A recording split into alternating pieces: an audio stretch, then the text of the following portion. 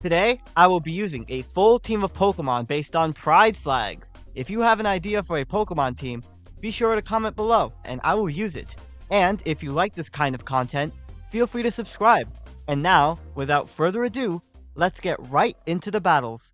Good morning, afternoon, and evening, lovely people. Today I am using a 4th pride flag team. This is really exciting. I didn't even think we would get to 4. Now, as always, to continue this series, if this video gets 25 likes, I will make a 5th pride flag team. And that means that we will have 30 pride flags represented throughout the entire series so far. This is actually really amazing. Thank you all so much for supporting the pride flag team series.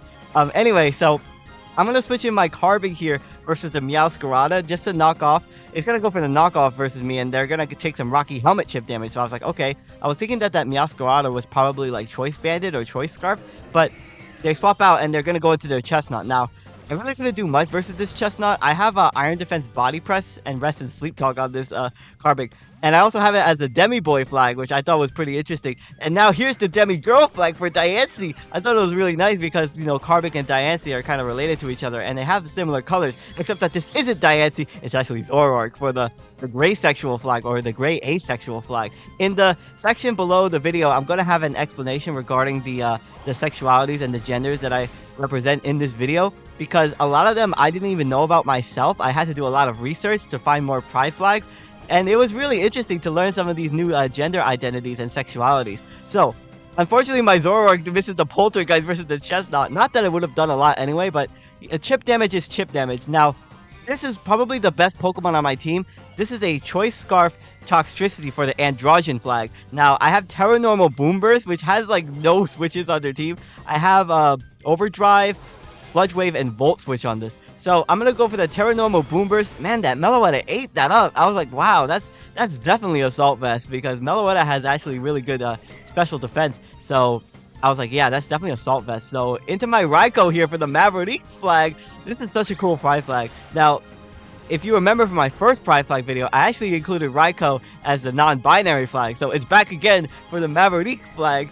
This flag is all about autonomy and everything too. So, you know, Raikou, the LGBTQ icon, Entei could never. So anyway, I'm going to go for the Wild Charge. This is a physical Raikou. This is amazing. I do some good damage versus the Rotom. Now, I knew that I was probably going to get Choice Scarfed overheated, potentially, if it was. So I'm just going to go for my Extreme Speed and get some chip damage. I'm actually running a Terra Normal E-Speed on this. It actually does a lot of damage versus the Rotom, admittedly. So it's going to take me out with the Overheat, obviously, but I do get some really good chip damage versus the Rotom. I'm running a Howl on that to boost my attack, and Wild Charge and Iron Head on that too. So Rotom's going to swap out versus my my Diancie, probably fearing a rock move on me, naturally, but I'm running a pretty interesting set on my Demigirl here. This is actually a really good set. It actually did get me a couple of wins.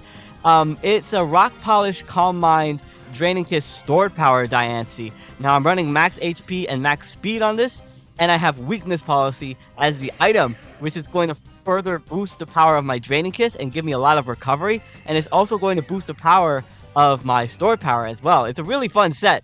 So, gonna get that Calm Mind boost versus the Chestnut. I figured if they're gonna go for the Seed Bomb, that's at least gonna activate my Weakness Policy. It does a lot of damage, but I do tank that. It's looking like a 3-hit KO. Like I'll barely be able to live a second one, assuming that it's not like min damage or anything. So I'm gonna go for that Stored Power versus the Chestnut. It does so much damage to the Terra Steel Chestnut. What is the resist? So they're gonna continuously bombard me with seeds, and I'm gonna live that, thankfully, and take out the Chestnut. I was like, that's really nice. This is a really defensive Pokemon out of the way, and they Terrestrialized Steel, which could have been a really big problem for my Toxtricity, which I relied on with my Terra Normal Boomburst. So into the Meloetta here, the Assault Vest Meloetta. There wasn't really much I could do versus it, so I decided, you know what, I'm just gonna get some really good chip damage with my Draining Kiss and hopefully revenge KO this Pokemon with my Toxtricity in the back, which has no switches to Terra Normal Boomburst, like I said. So they're gonna take me out with the Psychic there, and I thought, well, you know, the Androgen flag is gonna come in here and it's gonna claim a Pokemon at this point. The Androgen flag is pretty interesting because it actually has the vertical stripes rather than the horizontal stripes that you normally see on all of these pride flags. I thought it was pretty interesting. Also, the Maverick flag only has like 3 as well, as well as this flag. You know, a lot of these pride flags are really, really pretty. So, into Poliwrath. Now, I was like, okay, they sent this right in. I imagine that they're probably like specially defensive Look at this. Look at this. Romances for the abrosexual flag. This is so pretty. Now, I have Custap Berry on this, so I was like, okay, good. I lived the Drain Punch. I should be able to get a powerful Leaf Storm off versus this. But I missed my Leaf Storm. Oh my gosh. And then they substitute. I'm like, I can't believe that. That miss was so huge because I would have gotten some really good chip damage on this Pokemon. I probably wouldn't have KO'd it, obviously, because I'm a Fomantis. But I would have gotten in range of my Toxtricity to go for Boom Burst. And if this was a specially defensive Poliwrath, then, you know, I'm probably not going to be able to take it out from this range. So I was thinking here, what the heck am I going to do? It's now behind a Substitute. I could obviously go through my Substitute, but, like, my Toxtricity is now a normal type. I'm very weak to fighting moves. I didn't know what to do here. So I thought, okay, well, I'm going to go into my Carbon here. I have Iron Defense Body Press, so I should be able to go for some Iron Defenses and then maybe, like, go for, like, Body Press and, like, rest strategies with this, assuming that I can outlast the Bulk Ups. But I get critical hit by Liquidation. What is happening to me? So, admittedly, I probably shouldn't have gone into my Carbon first because it's looking like it's more of an offensive Poliwrath rather than, like, a especially defensive one. But, like, in the moment, I was so caught up by the fact that this Pokemon was, like, it could have, like, KO'd my Toxtricity, right, with, like, any fighting move. So I was like, well, shoot, I just wasted my Carbon. That's actually really bad. So now it's down to my last Pokemon, my Toxtricity versus the world, basically. So I was like, well, obviously I'm going to be able to go through their sub, but now I don't think I'm going to be able to take them out at their health range they're at. So I'm going to go for the Terra Normal Boom Burst, which hits like an absolute train. And I do so much damage, but it doesn't KO the Poliwrath. Oh man, I definitely should have went into this Pokemon first rather than Carbon, because Drain Punch does so much damage, but thankfully I just lived that. Now, I'm going to be able to KO the Poliwrath this turn, and they have 3 more Pokemon left. They have the Meowscarada, which I imagine is going to absolutely fall over to the Boom Burst. They have Rotom, which is on a very low amount of health. And they have a Garchomp in the back as well, which I was wondering if I was even going to take out with this. So there goes the Poliwrath to the Boom Burst. Now, they're going to bring in their Meowscarada here. So I was like, okay, well, I should be able to take this out, assuming that it's not Sucker Punch or Choice. And I do managed to get my Boom Burst off, so it wasn't any of those, and that easily destroys Meowscarada. I was like, okay, when I come back in this game, that would actually be insane. So it comes to Garchomp now. I was like, okay, I don't know if this is like Tank Chop or if this is like a sweeping Garchomp or what. I just really hope this Boom Burst takes out the Garchomp, but it doesn't. Oh no, it just barely lives, and they're gonna take me out with the Iron Head, unfortunately. And yeah, that's gonna be in the first game. Like I said, I definitely misplayed when I brung out my Carbon versus the Poliwrath, although the crit definitely didn't help. Actually, Garchomp gets taken out by its own Life Orb, so it actually ended up being a 1-0 in the end, so still pretty close. I'm still proud of how the game turned out in the end. Toxtricity almost brought me back in that one. So, into this second game, oh my gosh. So, leading things off with my Fomantis here, except that I'm not Fomantis, I'm actually the Zoroark. So I'm running a Swords Dance Zoroark, a physical one, with Shadow Sneak, Poltergeist, Low Kick, and Terra Fighting with the Spooky Plate. Ooh. So, of course, the Alcremie is going to be an Acid Armor set. Like, of course, it's going to boost its defense. So I thought, well, you know, I'm probably just going to be able to match its stat boost in any case. They're going to go for the Alluring Voice, though, and that confuses me because I went for the Swords Dance. I was like, why? Of course it has that move. I thought it would be like Acid, because I figured that this is like Acid Armor, Calm Mind, but I thought it would be like Draining Kiss and Stored Power. I figured that it's probably like Stored Power as like last move. I hit myself in confusion, and of course that takes out my Zoroark, man. I'm sorry to the gray asexuals out there, but man, I had no luck with that Zoroark whatsoever.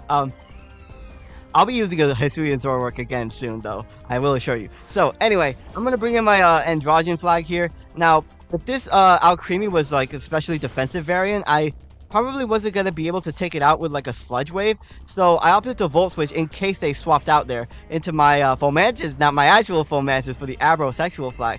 Man, if I haven't mentioned this already, the Abrosexual flag is super pretty. Like, when I saw the green and the pink, I immediately thought of Fomantis. Look at the Fomantis on the background, by the way. I thought I would include these Pride Flag backgrounds as a special treat in the second battle, because you know, the first battle is all about actually revealing the Pokemon as well. So, gonna go for that Leaf Storm.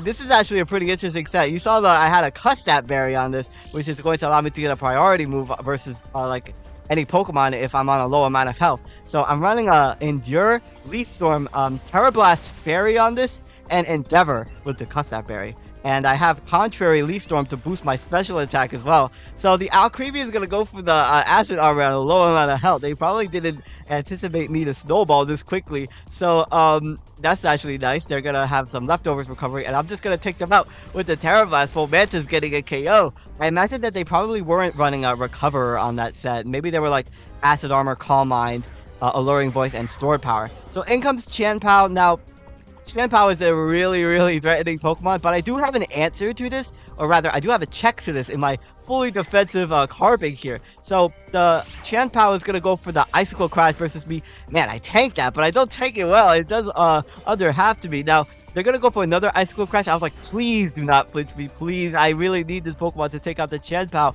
And thankfully, I get my Body Press off and I take out the Chien-Pao in one hit. Man, that 4-time super effectiveness was really clutch. So there goes the Chien-Pao. Now, in comes the Ogerpon, not Hearthflame, Wellspring here. They're going to take me out with the Horleash. Man, their team was like super threatening. Now, there goes my Carbink. They're going to at least take some Rocky Helmet damage. So they're not going to get any recovery from the Hornleash now, even though it would have been like 2 health or something. So into my Toxtricity here. Now, I thought, well, I'm not probably going to go for the Sludge Wave here versus the Ogerpon. Probably do as much damage as I possibly can. But they bring in their Gliscor. I'm like, okay, that's fair. And they're going to tank that absolutely. Now, this Gliscor was very annoying, as Gliscor typically is with its toxic heal shenanigans. Now, I'm going to speed up this part of the battle because it was very heinous. Now, this Gliscor ended up being a toxic heal, toxic substitute protect stalling set with, like, I imagine the last move is like Earthquake, of course. Now, I'm gonna go for the Leaf Storm, try to break this Pokemon substitute. Now, the risky thing about this entire interaction was that I knew that I had to bring in my Toxtricity at some point, but if they ever went for Earthquake just randomly and I brought in my Toxtricity on a random Earthquake, I just absolutely fainted, and I had no Pokemon that was left that I had that would be able to outlast this Pokemon. So I really needed to be smart in terms of when I would want to bring in my Toxtricity, because like I said, I did not want to bring it into a random Earthquake. Like, I was willing to sacrifice my Fomantis, but I also thought, if I could put my Fomantis in Custap Berry range because of the poison, and then like swap into my Toxtricity after and save my Custap Berry Leaf Storm, that would be nice. So I'm going to swap out my Fomantis here. I'm on 10 health, so I'm going to bring in my Toxtricity here. Hopefully they don't go for Earthquake. I'm like, please don't go for it. And they don't go for Earthquake. They go for Protect. I'm like, okay, they were fully anticipating the Toxic to take me out. They actually didn't go for Earthquake. That's nice. Now, I'm going to Terrasilize once again. This is like my best Pokemon on this team. This and Diancie were super clutch in a lot of the battles that I had. And I'm going to be Terra Normal again. Now, I figured if they go for Substitute, I could go through that. And if they go for Protect, that's really unfortunate. But if they swap into their Ghost type, I should be able to handle it. But they're going to get taken out by that Boom Burst. Yeah, that's Gliscor God. That's really nice. Now, into this Urshifu. Now, oh man, this Pokemon. So, with the way that they swapped it in versus me, I thought for sure, okay, this Pokemon is probably Choice Scarf, because they brought it out like super fast versus me. But then they go for Surging Strikes on my Diancie. I'm like, oh no, it's not Choice. Why the heck did they bring it in versus me?